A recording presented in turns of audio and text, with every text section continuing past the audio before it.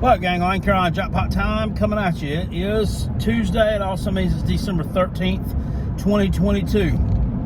Happy early birthday to Carolina Jackpot, by the way. I will be 40-something years young on Thursday. But before I get into the topic of today's video, obviously, of course, heart goes out to the family of Mike Leach and the Mississippi State fan base, players, students, just everybody associated with that university. What a tragic loss, not only for Mississippi State, but just for college football as a whole. And I know that I'm just getting on here restating things that everybody else has already said today. But when I read that Sunday evening, that situation with him was very grave, I said, man, this doesn't look good at all. And unfortunately, he passed away yesterday. It's awful. There will never be another person like that in college football. Just not afraid to speak his mind. One of a dying breed. There aren't many people like that left in college football, or in public figures in sports in general. Everybody's politically correct these days. Everybody's woke. Everybody marches to the beat of the same drum, or at least they try to. Well, Mike Leach was not that. I mean, he was not a parrot. He did not regurgitate the same shit that everybody else tried to feed, or that is fed to everyone else, shall I say. He really offered a new perspective, and a very, very intelligent individual. Also a very well-read person, articulate. And from what I can gather, from what I read about him, he was in great shape for his age and for what he did. I mean, he walked miles and miles every day during the off season, and it just seems fucked up. I mean, and only 61 years old. Only 61 years old. Not an old guy at all. So I mean, that scares me. Just thinking about my old out of shape self. I ain't too awful many years away from being the same age. And what might could happen to me? I mean, this guy was in good shape, and he had heart problems. So, I mean, my daddy lived to be 83 years old, and he smoked cigarettes like a freight train. And this guy, I don't think he indulged in any of that. So, I mean, it's just genetics. I mean, when it's your time to go, it's your time to go. Unfortunately, it is just insane. But Mike Leach, world lost a good one there. So moving on to more happy news. Well, I don't know that it's more happier, or if it's happier, it's not more happier. Happier news. South Carolina has officially hired Rudy Bob for offensive coordinator. More on that in a second. But as I predicted on Sunday, without any surprise, Marshawn Lloyd hit the transfer portal yesterday. Announcing it, on Twitter, because that's where everybody's got to announce everything. And then even deeper than that, and worse off, Jaheim Bell apparently is going to go play football at Free Shoes University, which is one of the worst places that I could hope for him to land at, because that's one damn place I can't stand. They're not on Tennessee or Clemson level to me by any means of the imagination, but I can't stand Florida State. And people were like commenting on it yesterday to Jaheim. They were like tweeting at him and commenting on this one Facebook post about it on the Spurs Up thing. Good luck, man. Good luck. I know you're going. Good, now you get to beat Clemson 2 years in a row. Yeah, okay, yeah, because Florida State has been dominating them in the recent past, right? Because Florida State has done so much to let you know that they are, that they're fixing to knock Clemson off. Give me a freaking break. Give me a break.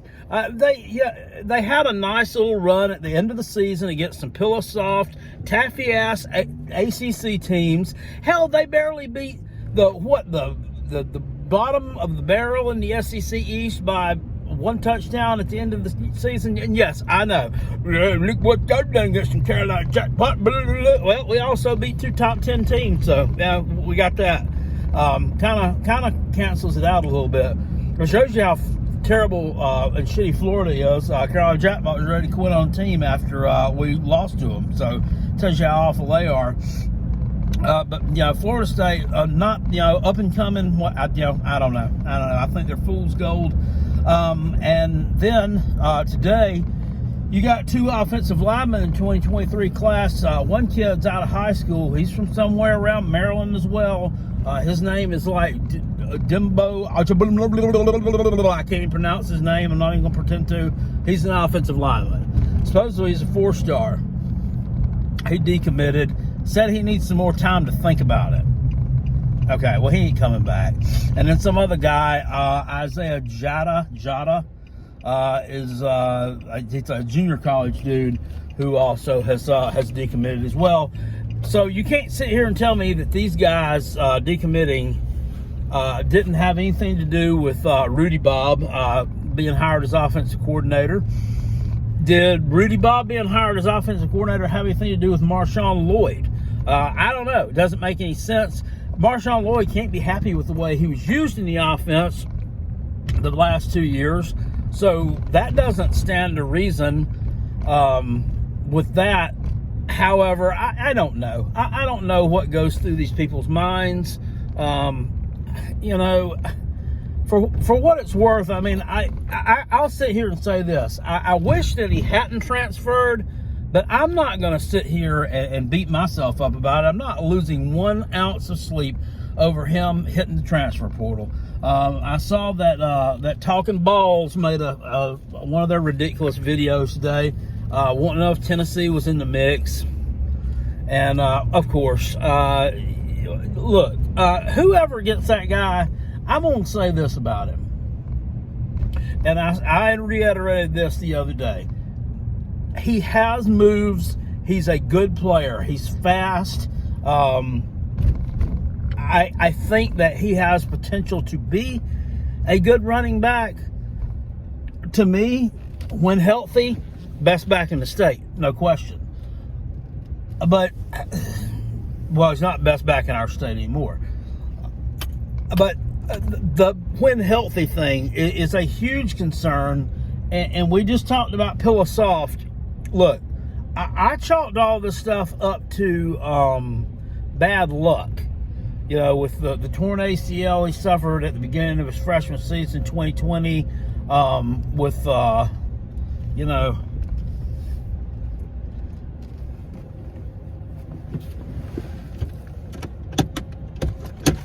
Thank you for getting them leaves for me the other day. You're welcome. I appreciate that. All right. That really took a load off of me. I hear you.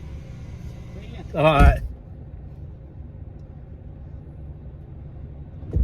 Oh, God, I forgot we were even filming this. You just saw Carolina Jackpot just stop and show gratitude for somebody for something he did. See, I'm a nice guy after all, and I did not do that because I was filming this. I just saw him, and all of a sudden, boom, I blanked out that we were even filming. Marshawn Lloyd, anyway, he's pillow soft. He's pillow soft, and I don't know if this comes from getting hurt back in 2020. And he's just so ginger now that that any little injury that he wants to lay out. But look, deep thigh bruise. First of all, I mean, I don't even know how they even diagnose a damn deep thigh bruise. I mean, can you even see the damn thing on a scope? I don't know. Okay, but like I told some people the other day, when I was telling them here, I believe there's a ton of running backs in the past, a ton of them, who has played with deep thigh bruises. Probably played through deep thigh bruise and didn't miss any time from it. So, and I'm not sitting here saying, well, you're going to tell me, well, Carolina Jackpot, you're just saying he ain't no good now because he decided to leave the Coots. But no, I believe that these are things that we probably wanted to say in the past, but just really didn't do it because we just don't kind of bash our players like that. But that is true. The 2 offensive linemen decommitting to me That's worse. That's way worse than Marshawn Lloyd leaving. They can find another running back. I wish he hadn't left. I thought maybe he would stay healthy for a full season and decide he wanted to play in every game, but that the likelihood of that happening was slim to none. I mean, when somebody's been injured their whole career, they're going to be injured their whole career. So I mean, wherever he goes, he's going to get hurt a bunch too. And if he joins his buddy Marcus Satterfield in Nebraska, if you want to talk about somebody crying in the car, just let's see that young man against a Wisconsin defense or a Minnesota defense or an Illinois defense taking shots from teams like that week after week. He won't last. He will not last. So I don't know where he's headed to. He might be headed to Maryland. Maryland, I think, is a trash dump school with a trash dump head coach. And Mike Locksley, guys, lost everywhere he's been. The only reason right now that they're winning a few games is Tua Jr. playing quarterback. They're able to move the ball a little bit with this guy through the air. As soon as he's gone, this team's going right back to the shitter. Mike Locksley's a terrible head coach and just an even worse human being. So that's that. And with Rudy Bob, here's my thing on him. What's done is done. I can't complain about it anymore. And even though I can, my complaining, it's not going to do any good. It's simply not. I don't like the hire. They're paying him $1 million a year. I think he's getting overpaid. South Carolina gave Pete Lembo a raise to $750,000 a year. I think Pete Lembo should be paid $1 million a year if they're going to pay this jackass $1 million a year. But hey, I don't write the checks. I'm not in the payroll department, and it's not my call. But Shane Beamer, first head coaching job, you sure are taking a lot of risk, man. Sure are taking a lot of risks, and you sure are rolling the dice. I will gladly eat crow. I'll eat a plate full of it. Fried, baked, sauteed, julienne, in a casserole, however you want me to eat it, if this guy turns out to be a good offensive coordinator. But I really don't want to be sitting here next year in October, around the second week or so, saying, I told you so. I told you so. I told you he was going to suck. And the transfer portal taketh away, but the transfer portal also giveth. I'm interested to see who we're able to rake in this year. Raked in some pretty good ones last year. So hopefully we're able to keep these folks, Spencer Rattler, Juice Wells. Hopefully these guys stick around. We don't have anyone else leave. And hopefully Beamer and staff can work the kids that decommitted and see if they can't get them back. But that's just a mystery to me. But not a lot of people want to play for a Family Dollar brand offensive coordinator. They just don't. And I think that's definitely got something to do with it. But anyway, I'm going to get, speaking of coaching salaries, and that, I wanted to say too, Shane Beamer, he needs to go to bat too for himself and get his salary raised a little bit, because like it or not, the decisions that he's made, whether or not he did finish 8-4 with a chance to finish 9-4. It's deplorable that he makes less than the women's basketball coach. I don't care how many championships she's won. I don't care. I don't care how politically correct she is. It's not right that he's making less than the freaking women's basketball coach with the product that he's put on the field and the wins and losses that he's racked up. He needs to ask for more money, and he needs to be paid more money. Anyway, that's about all I got to say about that. I'm going to get out of here, and we'll see you guys later on. Live show tomorrow night at 9 p.m. Tomorrow night at 7 p.m., I'm supposed to be on a live show with everyone's favorite Tennessee Volunteer YouTuber, And no, I'm not talking about Booger Bentley. I'm talking about BVD. That's right. BVD. Get your BVDs on. Take your Fruit of the Looms off. Put your BVDs on. Carolina Jackpot over on BVD's channel on tomorrow afternoon, evening / whatever at 7 p.m. So looking forward to that. And make sure you get in that Cowboys College Football Bowl Pick'em Challenge. Details over on the Rob and Kale Show website if you're not there yet. I'll see you guys later. I appreciate it. Peace. I'm out of here. Go Gamecocks. Go Coach Beamer. And go Rudy Bob. Woo!